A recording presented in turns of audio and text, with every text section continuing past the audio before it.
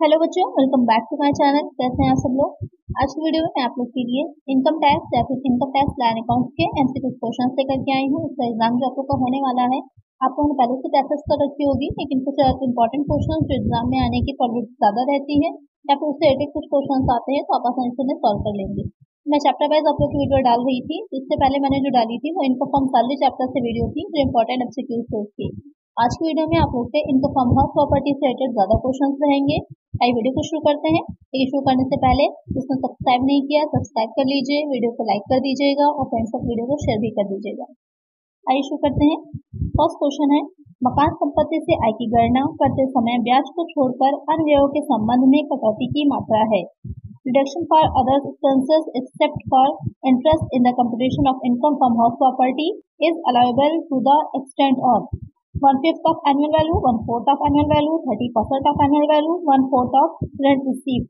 Question में कह रहा है कि जब हम जो इनकम फ्रॉम हाउस प्रॉपर्टी का हेड है उससे जब जो कैलकुलेट कर रहे होते हैं टैक्सेबल इनकम, तो वहां पर इंटरेस्ट को छोड़कर बाकी जो एक्सपेंसेस होता है उसके संबंध में जो हम जो डिडक्शन देते हैं वो कितनी देते हैं, तो वो आपको पता ही होगा 30% किया जाता है। इसका एक आंसर हो जाएगा ऑप्शन सी। इंटरेस्ट को अलग कर दिया है क्योंकि इंटरेस्ट की जब बात करते हैं तो 1/5 लेते हैं, आपको पता ही होगा 1/5 पार्ट करते हैं, लेकिन जो बाकी एक्सपेंसेस होते हैं उनका 30% करते हैं एनुअल वैल्यू का। तो एक आंसर होगा ऑप्शन सी। नेक्स्ट क्वेश्चन है, सुरेश ने मई 2020 में ऋण लेकर स्वयं के रहने का मकान खरीदा। गत वर्ष 2021-22 में ऋण पर 2,10,000 रुपए ब्याज दिया। मकान संपत्ति से आय की गणना करने में कटौती योग्य राशि है। Suresh purchased a house for his residential purpose after taking a loan in May 2020. During the previous year 2021-2022, he paid interest on loan 2,10,000. In computing income from house property, the deduction is allowable to the extent of 2,10,000, 1,00,000, 35,000, 2,00,000।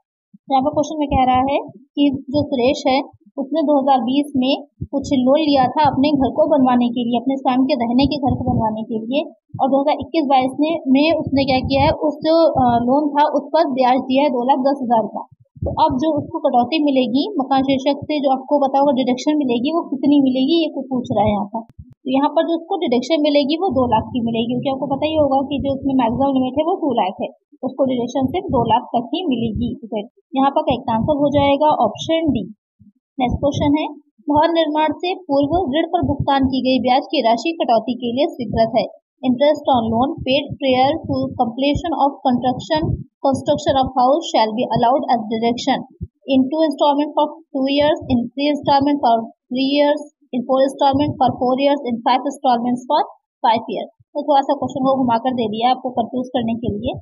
तो यहाँ पर क्या पूछ रहा है, जो ऋण लिया जाता है मकान बनवाने के लिए और प्रॉपर्टी को बनवाने के लिए, तो उसको जो इंटरेस्ट दिया जाता है तो उसकी जो डिडक्शन दी जाती है वो कितने वर्षों तक और कितनी इंस्टॉलमेंट में दी जाती है।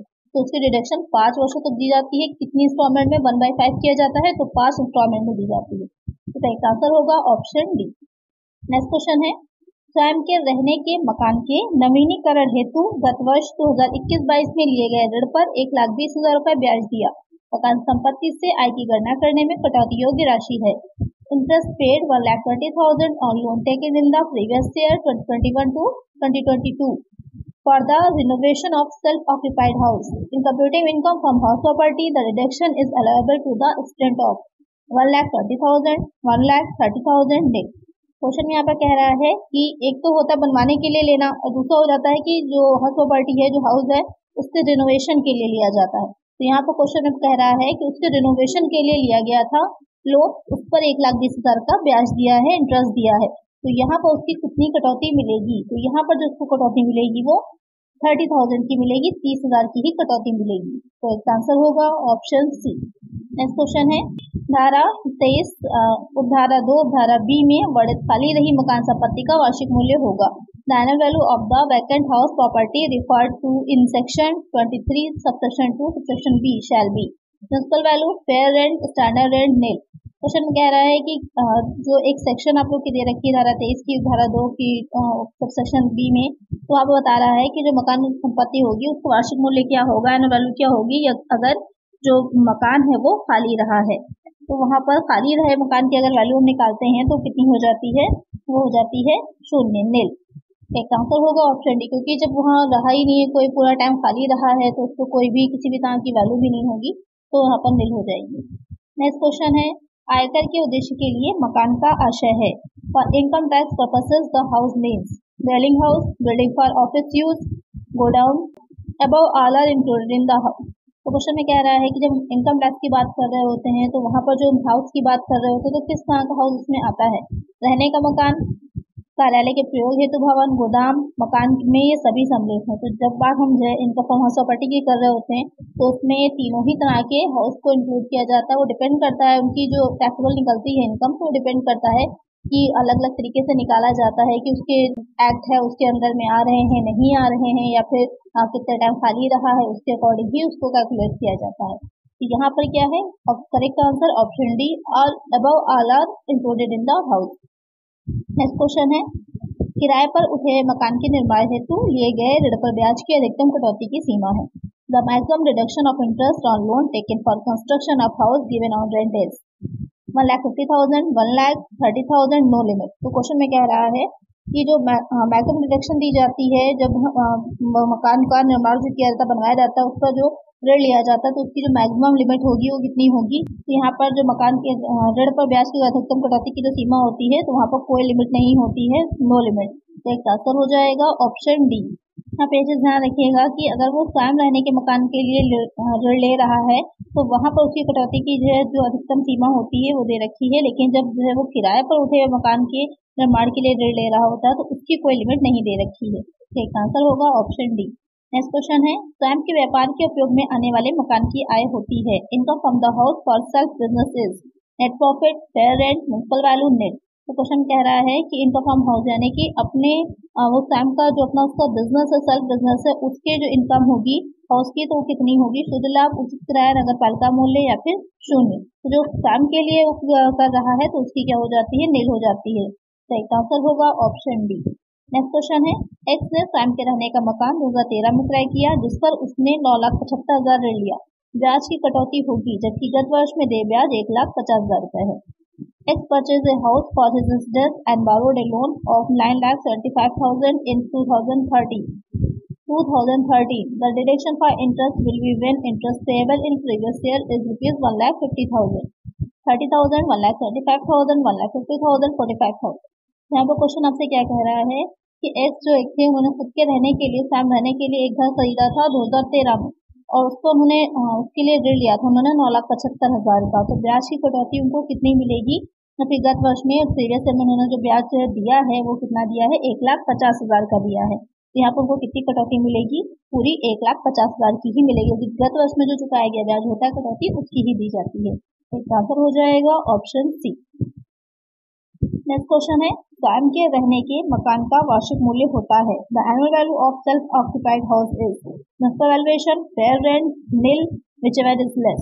तो क्वेश्चन में कह रहा है कि जब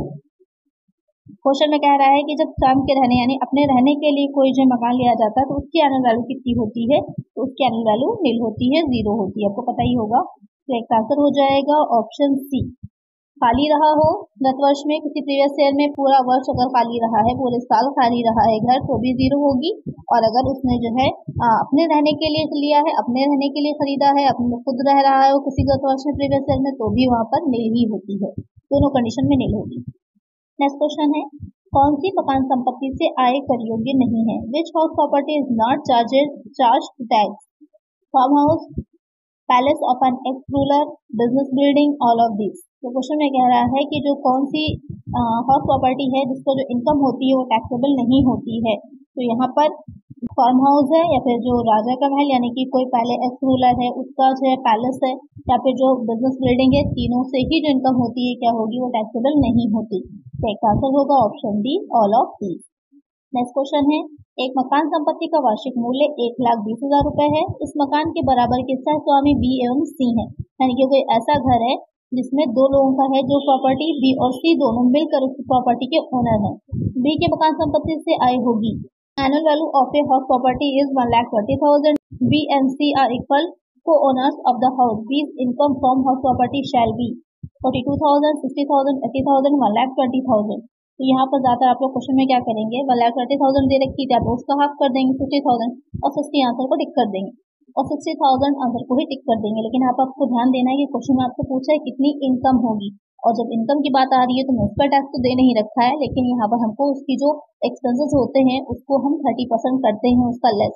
तो यहाँ पर जो आपकी 60,000 दोनों की आ गई, लेकिन उस 60,000 का 30% करके हमको लेस करना होगा टैक्सेबल इनकम निकालने के लिए। तो 60,000 का 30% आप करेंगे तो कितना आ जाएगा, 80,000 आएगा। अब 18,000 को हम लेस कर देंगे 60,000 में से, कितना आ जाएगा, 42,000। तो जो आपका 42,000 आएगा यानी कि 42,000 रुपए जो आएंगे वो हो जाएगी आपकी taxable income from house property. तो एक आंसर होगा ऑप्शन ए। कंफ्यूज करने के लिए आपको दोनों ही आंसर दे रखे होंगे। नेक्स्ट क्वेश्चन है, एक मकान का वार्षिक मूल्य 40,000 है, धारा 24 सबसेक्शन ए के अंतर्गत वैधानिक कटौती होगी। The annual value of the house property is rupees 40,000. Standard deduction under section 24 subsection A shall be 8,000, 10,000, 12,000, 15,000। Question में कह रहा है आपसे कि एक कोई हाउस प्रॉपर्टी है जिसकी एनुअल वैल्यू है वो 40,000, पहले ग्रॉस एनुअल वैल्यू निकलती है, उसके बाद उसमें से हम इसका टैक्स लेस कर देते हैं तो क्या निकल के हमारी आ जाती है, एनुअल वैल्यू निकल के आती है। तो एनुअल वैल्यू जो है वो 40,000 है। अब उसमें से हमने कोई कटौती देनी है वैधानिक धारा 24A के अंतर्गत वैधानिक कटौती, तो वो कितनी होगी ये आपको बताना है। तो वो हो जाएगी 40,000 है, इसका हमें क्या निकालना होगा, 30% निकालना होगा। एनुअल वैल्यू है 30% निकाल लेंगे तो हमारी आ जाएगा जो टैक्सेबल इनकम है वो 40,000 का 30% कितना हो जाएगा, 12,000। 12,000 ही हमारा आंसर होगा। तो इसका आंसर होगा ऑप्शन सी। नेक्स्ट क्वेश्चन है, गत वर्ष में बकाया किराया 1 लाख रुपए प्राप्त हुआ, इसमें से राशि में कटौती मिलेगी। Arrear of rent received during previous year rupees 1 lakh, from this amount deduction shall be allowed 0, 20,000, 30,000, 50,000। तो यहाँ पर क्वेश्चन में कह रहा है कि जो प्रीवियस ईयर में उसको क्या हुआ था, यानी कि पहले का कोई एरियर था रेंट का, वो रेंट रिसीव हुआ है, तो अब उस रेंट के संबंध में उसमें कितनी आपको डिडक्शन मिलेगी, ये क्वेश्चन आपका कह रहा है। तो वहाँ पर हमको डिडक्शन मिलेगी सिर्फ 30,000 की ही मिलेगी। ठीक, आंसर हो जाएगा ऑप्शन सी। नेक्स्ट क्वेश्चन है, ना वसूल किए गए किराए की कटौती स्वीकृत होने के बाद किराया वसूल हुआ 1 लाख रुपए, इस राशि में से कटौती मिलेगी। Unrealised rent subsequent to claiming deduction realised rupees 1 lakh, from this amount deduction shall be allowed 0, 20,000, 30,000, 40,000। यहाँ पर क्वेश्चन में कह रहा है कि ना वसूल यानी कि पहले कोई रेंट था जो कि रिसीव नहीं हुआ था, तो यहाँ पर जो उसे कटौती मिलेगी, तो जो आपका 1 लाख दे रखा है उसका 30% निकाल लीजिए, 30% कितना आ जाएगा, 30,000। तो सिर्फ 30,000 की ही कटौती मिलेगी, डिडक्शन मिलेगी। एक आंसर होगा ऑप्शन सी। यहाँ पर एक चीज ध्यान दीजिएगा कि कोई भी एरियर ऑफ रेंट होता है, यानी कि कोई बकाया किराया या फिर जो किराया ना वसूल हुआ हो, अनरियलाइज रेंट हो, तो उन दोनों की जो कटौती स्वीकृत होती है वो 30% होती है। कोई भी आपका अमाउंट दे रखा है उसका 30% ही उसको डिडक्शन दी जाएगी। आज की वीडियो में इतना ही। इसमें आपके क्वेश्चन जो थे वो इनकम फ्रॉम हाउस प्रॉपर्टी से रिलेटेड थे। जो नेक्स्ट वीडियो आएगी उसमें आप लोग के क्वेश्चन जो होंगे वो कैपिटल गेन से रिलेटेड होंगे। ज्यादातर एमसीक्यूज जो होंगे वो उसी से ही रिलेटेड होंगे। तो आज की वीडियो में इतना ही। अगर वीडियो अच्छी लगी है तो लाइक करिएगा, चैनल को सब्सक्राइब करिएगा और फ्रेंड्स ऑफ वीडियो को शेयर करिएगा। मिलते हैं नेक्स्ट वीडियो में। Thank you.